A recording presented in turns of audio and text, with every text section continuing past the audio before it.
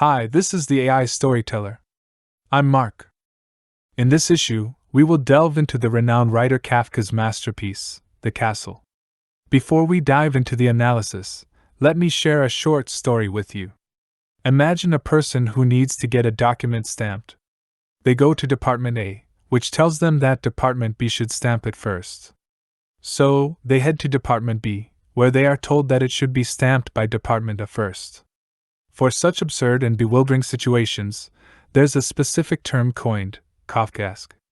Doesn't this word sound quite similar to Kafka's name? That's right, because Kafka was the first to vividly depict the indescribable sense of bewilderment in life and literature, and that's why later generations created this term to describe such feelings. With this overarching context in mind, we can approach The Castle and Kafka's works with a foothold. Kafka isn't the type of writer who wins through plot-driven storytelling. To summarize the story of The Castle in one sentence, it's about a person who tries everything but can't enter the castle in front of them. In real life, this story defies common sense because your legs are attached to your body, and if you want to enter a castle, there should always be a way. However, I must remind you that Kafka wrote a novel. Just as you don't question Harry Potter's story because people can walk through walls or ride broomsticks, you must accept the premise that the protagonist cannot enter the castle on their own to truly appreciate this work. So, why did Kafka come up with such an absurd story? It traces back to his life experiences. Kafka was born in 1883 in a Jewish merchant family in Prague, Czech Republic. He was introverted from a young age, but his father was a dominant and successful businessman who looked down on his son's intellectual pursuits. Under the influence of his family, Kafka chose law as his main field of study and immediately became an ordinary office worker at an insurance company after graduating. He passed away at the age of 41 due to tuberculosis, having only published a few short stories that didn't garner much attention.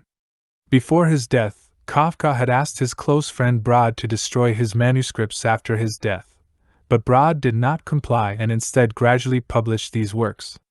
Surprisingly, these works that Kafka considered fit only to be burned gained significant recognition after their publication. Nobel laureate Gabriel Garcia Marquez believed that Kafka inspired his own writing style. Haruki Murakami even named one of his works Kafka on the Shore as a tribute to his predecessor. Hearing this, we can easily see that these authors genuinely and wholeheartedly admire Kafka. But as fans, is it possible that they exaggerated their praise for Kafka? Let's see what the critics have to say. In literary history, Kafka is considered a pioneer of Western modernist literature, and his literary style is labeled as Expressionism. Before Kafka, realism was prevalent in the market. This literary style advocated for an accurate reflection of real life, focusing on the relationship between people and the objective world. The works we previously analyzed, such as The Red and the Black and Madame Bovary, are typical examples of realism. On the other hand, Kafka's contribution was in the realm of Expressionism, primarily concerned with the relationship between individuals and themselves. To make an imperfect analogy, while realism primarily asks, "Where do I come from? And where am I going?" Expressionism is more interested in the question, "Who am I?" The Castle is considered Kafka's masterpiece, best embodying his distinctive style and characteristics. Let's delve into this work together. The story begins on a winter night, with thick snow covering the ground. Land surveyor K arrives alone in a village near the castle. He intends to stay at a small inn for the night, and then report to the castle the next day to start his job. The castle initially denies any knowledge of him but later acknowledges employing a land surveyor. It is in this ambiguous and uncertain state that K stays at the inn. Early the next morning, K sets off towards the castle. Although the castle appears close at hand, K cannot seem to approach it. He eventually returns to the inn, utterly exhausted. This beginning may resemble a detective novel, with a mundane narrative hiding many mysteries. Questions arise, such as whether K is truly a land surveyor, and whether the castle has indeed hired him. However, this similarity is limited to the beginning. Kafka adopts a narrative strategy reminiscent of anti-detective fiction because he not only does not gradually reveal the mysteries as the story progresses but fails to provide definitive answers altogether. After reading the novel, The only certainty is that K does not enter the castle. Questions about K's identity and the castle's employment remain unanswered. The castle refuses to officially acknowledge K as a land surveyor and denies him entry. Simultaneously, it assigns 2 assistants to him, who stick to K like shadows, making it unclear whether they are assisting or surveilling him. Furthermore, to facilitate communication between K and the castle, a messenger named Barnabas is sent by the castle. Barnabas delivers a letter from Director Clam of the 10th Bureau of the castle. The letter states that, as K knows, he has been hired to serve under the castle's master, with the village mayor as his immediate superior, and any specific details can be inquired from the mayor. The phrase "as K knows" in the letter seems to imply that the employment was not initiated by the castle, but was a claim made by K himself. What's even stranger is that although K identifies himself as a land surveyor, the castle instructs him to report to the mayor, suggesting that the promised job in the letter may not be related to land surveying. The mystery of K's identity remains unrevealed, and the motives of the castle raise new questions. Receiving the letter, K believes he has a breakthrough and sees Director Clam as his way into the castle. To have Barnabas relay messages on his behalf, K follows him back to his house and later accompanies Barnabas's sister to a hotel in the village where castle employees are accommodated. At the hotel, K unexpectedly learns that Director Clam is staying there that night. Consequently, he tries to illegally stay overnight in the hotel to find an opportunity to get closer to Clam. In the hotel bar, K meets Frida, the barmaid. It turns out she was once Clam's lover. Upon learning this, K seduces her, making Miss Frida his lover. Initially, K intended to use this relationship to bridge the gap between himself and Clam, or rather, between himself and the castle. However, events do not unfold as he had envisioned. Faced with temporary setbacks, K reluctantly presents Clam's letters to the village mayor. To his surprise, the mayor informs him that there is no land in the village that requires surveying, and therefore, no need for a land surveyor. The mayor also reveals that the castle seems to have issued a hiring notice for a land surveyor a long time ago, but despite the efforts of the mayor's wife and K's 2 assistants, they have been unable to locate this hiring notice within the vast sea of documents. Although K cannot be employed as a land surveyor, since he possesses Clam's letters, the mayor reluctantly offers him a temporary job as a school janitor. The vast bureaucratic system, cumbersome archive materials, inefficient review processes, and constant evasion tactics all bring to mind the question of whether Kafka is satirizing bureaucracy. Behind this bureaucracy lies the power represented by the state apparatus. The castle appears as the embodiment of power and remains forever out of reach for ordinary individuals like K. Kafka, with his background in law and years of work in the insurance industry, was well acquainted with this bureaucratic system and the workings of power behind it. Thus, it is only natural for him to criticize and satirize it in his novel.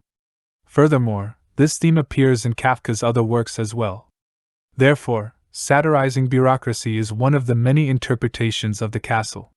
While we acknowledge the validity of this interpretation, we are unwilling to stop there, as great works often possess multiple layers of meaning, and the castle is no exception. Returning to the story itself, due to his involvement with Frida, K incurs the wrath of the innkeeper's wife and is thrown out. He reluctantly takes Frida and his 2 assistants to work as janitors at the school. However, he never forgets to search for an opportunity to get closer to Clam and the castle.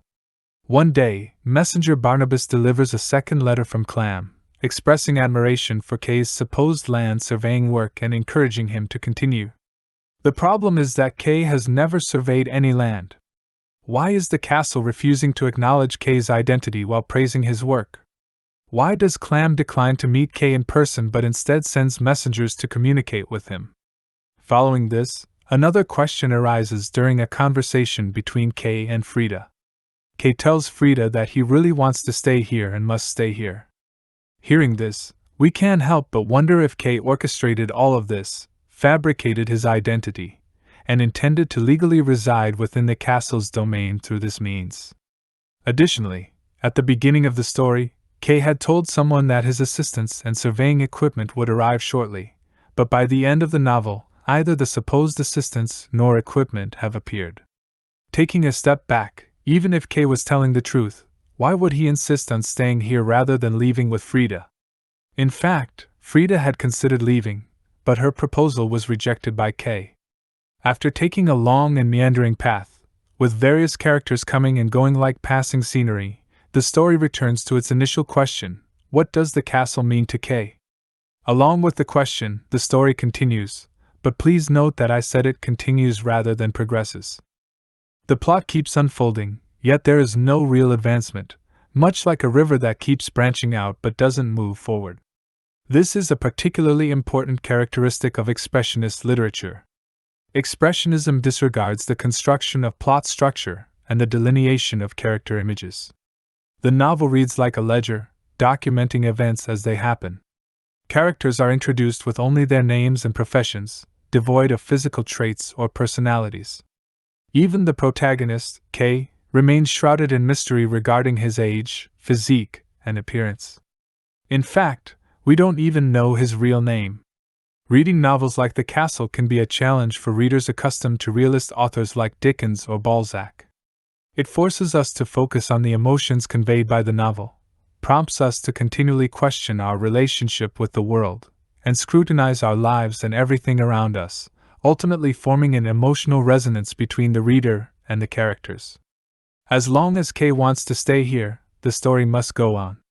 His relationship with Frida fails to help him establish contact with the castle, so he pins his hopes on the messenger Barnabas once again. However, Kay discovers that Frida is reluctant to let her family get close to him, and the villagers instinctively maintain a distance from the Barnabas family. This is because Barnabas's sister had rejected the advances of a high-ranking official from the castle. Although the castle did not impose any public punishment, the villagers consciously distanced themselves from them. The Barnabas family took various remedial measures, one of which was Barnabas volunteering as a messenger. However, these measures did not restore their status in the village.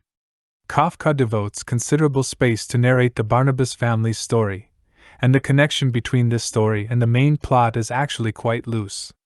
This narrative approach is also Kafka's deliberate emphasis on his own literary style.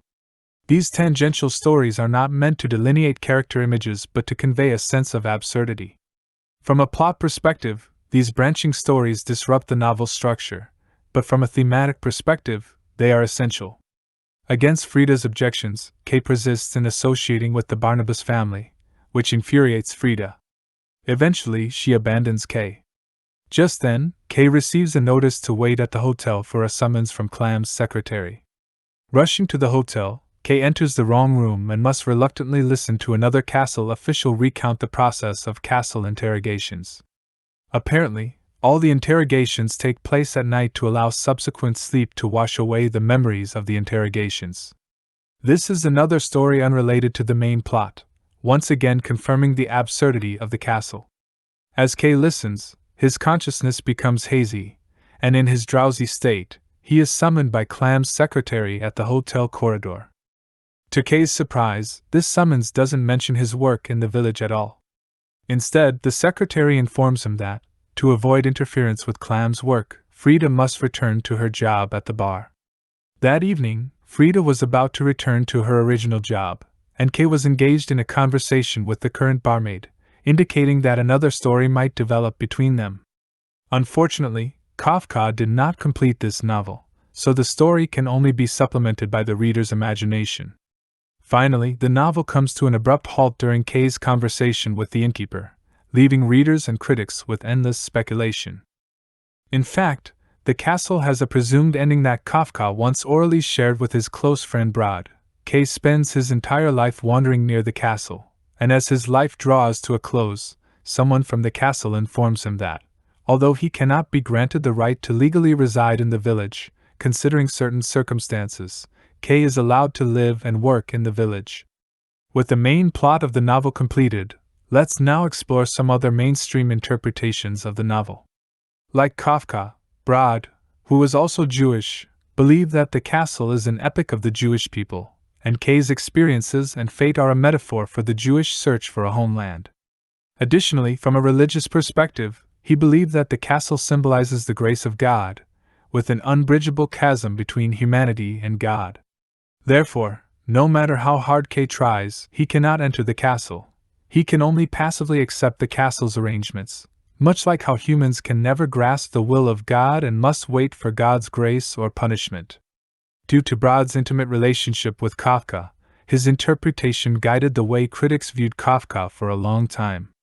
However, today, political and religious interpretations are no longer mainstream. This shift is not only because Kafka did not express a strong interest in politics and religion in his diaries, letters, and other writings, but also because people are reluctant to confine their perspective on Kafka. Kafka's work is far more profound and expansive than these interpretations suggest. Another interpretation that was once popular draws from Sigmund Freud's psychoanalysis. Advocates of this interpretation apply Freud's theory, arguing that K's relationship with the castle symbolizes his relationship with his father, representing a pattern of rebellion and oppression. As mentioned earlier, Kafka was introverted, while his father was dominant. His father not only interfered with Kafka's career choices but also had a significant influence on his marriages. Kafka had 3 failed engagements in his life, partly due to his father's interference. Kafka also wrote a letter to his father that he never dared to give him. In the letter, Kafka expressed both reverence and fear for his father, along with a deep desire for recognition and love. This complex father-son relationship became the key to interpreting Kafka's works for critics. However, when considering the scope of the castle, interpreting it solely through the lens of the father-son relationship undoubtedly narrows the novel's significance. A truly profound and comprehensive interpretation that touches upon the spiritual core of Kafka's works may come from a metaphysical perspective. Kafka's diaries often mention the renowned existential philosopher Kierkegaard, and it is evident that Kafka found much resonance in his philosophy. During Kafka's lifetime, the development of capitalism had elevated material civilization to unprecedented heights. Enlightenment ideals of science and reason were promoted as the highest values. However, all of this failed to bring lasting prosperity, equality, and freedom to Europe.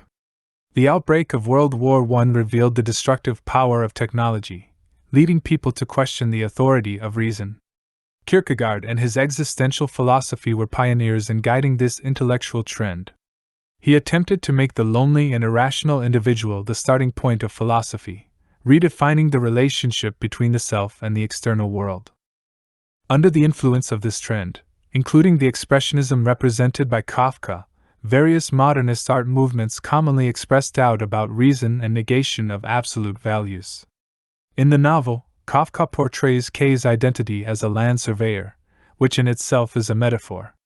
Land surveying signifies precise control, strict management, and the maximization of space utilization, all of which reflect the spirit of modern science and reason. However, K, as a land surveyor, can never gain recognition from the castle. It's no wonder that existentialists see the castle as a metaphor for absolute value, and K's story represents the relentless pursuit of rational individuals for absolute value, a pursuit that inevitably ends in failure. Apart from these interpretations, there are various sociological and postmodernist readings of the castle, but it seems unnecessary to list them all. French philosopher Simone de Beauvoir once said that other authors tell us distant stories, but Kafka tells us our own story. Behind Kafka's seemingly absurd, bizarre, and strange plotlines, in those constantly branching and spreading stories, in those surreal dialogues, modern individuals can always see their own reflection. When reading The Castle, you won't experience an exhilarating reading experience. Instead, it will interrupt you, prick you, thwart your desires, and abruptly stop where you want to continue, forcing you to constantly contemplate the relationship between yourself and the world. The novel is under no obligation to be the shadow of the objective world. Instead, it makes the world your shadow, and this is the wonder of literature. In the process of summarizing the story, we have discussed the era's intellectual trends, the artistic characteristics of the castle, and several mainstream interpretations of the novel. Now, let's bring it all together to gain a clearer understanding of why Franz Kafka is considered one of the greatest writers in human history. First and foremost, Kafka's literary style is defined as Expressionism, and he is one of the most representative authors of this movement. Expressionism's key features are vividly reflected in The Castle. Two of the most prominent aspects are the abandonment of traditional plot structures and character development in favor of focusing on emotions and atmosphere. This approach often involves setting aside common sense and established norms. As a result, The Castle exhibits fractured plots, imbalanced structures, and one-dimensional character portrayals. However, it exudes a sense of absurdity and employs a unique storytelling method that has inspired many later writers, including Gabriel Garcia Marquez. Secondly, during Kafka's lifetime, people were enjoying the benefits of technological advancements, but were also grappling with doubts about reason and fears about technology. Philosophers were re-evaluating the foundations of philosophy, redefining values, and exploring the concept of self. With the outbreak of World War I, this intellectual trend reached its zenith, giving rise to a new wave of modernist art. While Kafka's works possess a timeless quality and transcend their era, his connection to the zeitgeist of his time is undeniable. Lastly, The Castle has been subject to various mainstream interpretations, including political, religious, psychoanalytic, and philosophical readings. Each interpretation has its merits and limitations. Our exploration of these analyses and interpretations serves to enhance our engagement with the text itself, as literature truly reveals its value through the act of reading. Well, that concludes the content for this episode. If you enjoyed my video, please click like, subscribe to my channel, and share it with your friends. Thank you.